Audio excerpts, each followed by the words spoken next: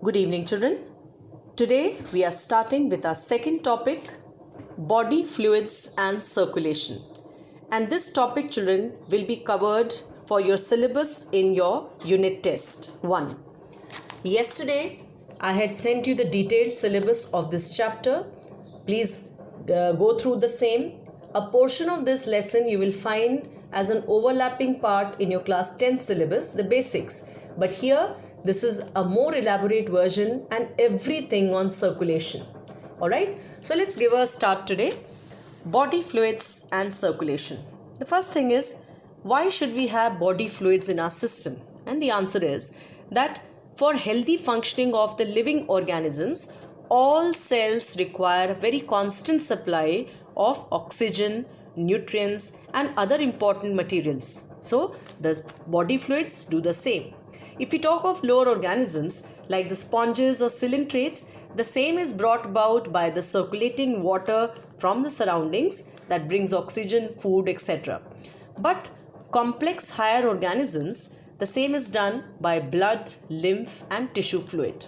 So let's give a start to these details. Let's study function of circulatory system. The functions of circulatory system in all living organisms are basically the same. And what are they? Number 1, transport of oxygen to every cell of body. 2, transport of carbon dioxide from cells to the respiratory surface for elimination. 3, transport of waste materials, that is from various body organs to the excretory organs, right?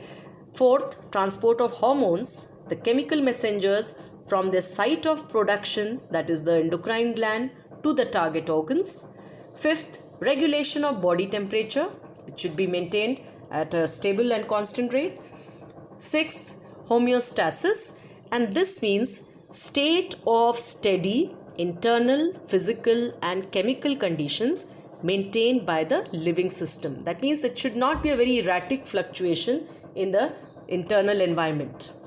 Then number 7, osmoregulation, which means maintenance of constant osmotic pressure in the fluids of an organism by the control of water and salt concentrations. And finally, the function ends up with the protection against microorganisms with the help of antibodies. That means this is concerned with the immunity. Moving further, let's begin with blood.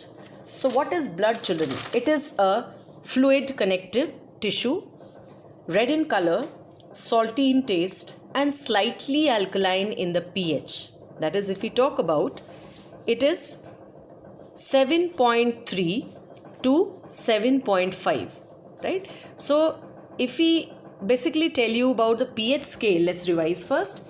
The pH scale starts from 0 and ends up at 14. 7 depicts the neutral number, neutral medium, and 0 to 7 means acidic, whereas 7 to 14 means an alkaline range. So what is blood?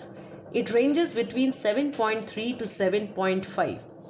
Why is this? That means 7.3 means less alkaline, it's somewhere here, and 7.5 means slightly more alkaline.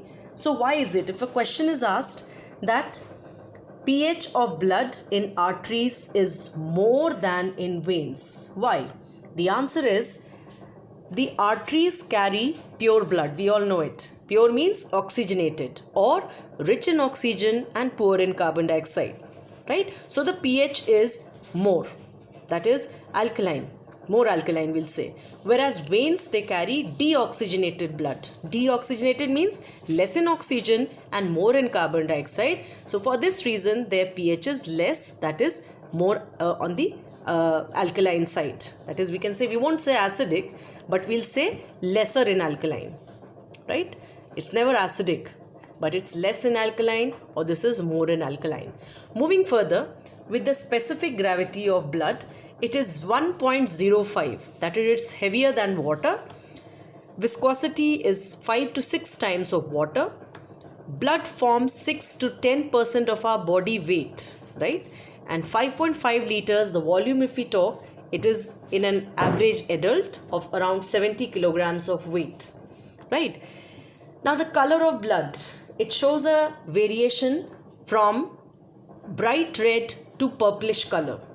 If the blood is oxygenated, that is more pure, right, rich in oxygen and poor in carbon dioxide, it appears to be bright red.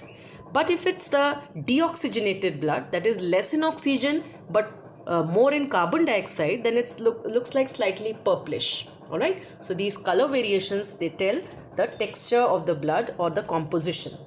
So on this page, children, what have we studied? We've studied about the initial part for body fluids, function of circulatory system, then about blood, what it is, and we are talking about blood further. There is a term we call as hematology, which means the study of blood. If we talk about the composition of blood, then blood has two main parts to study, or what is it made up of?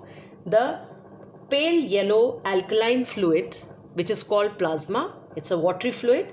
It forms around 55 to 60% of the total blood volume, or it's around some 5.5% of the body weight. Alright. On the other side, the lesser part of the composition is the formed elements, that is the corpuscles or the blood cells, and they are around 40 to 45%. This is what you've studied basically in detail in class 10.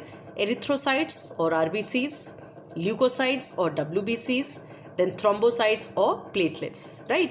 So moving further to plasma, and what all things does the plasma contain? Let's see that.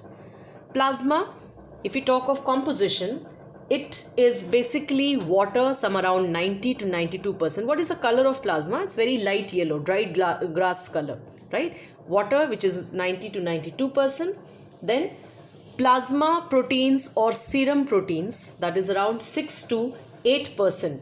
And what are these important plasma proteins? They are fibrinogen and prothrombin, and both of them, they are very important for blood clotting.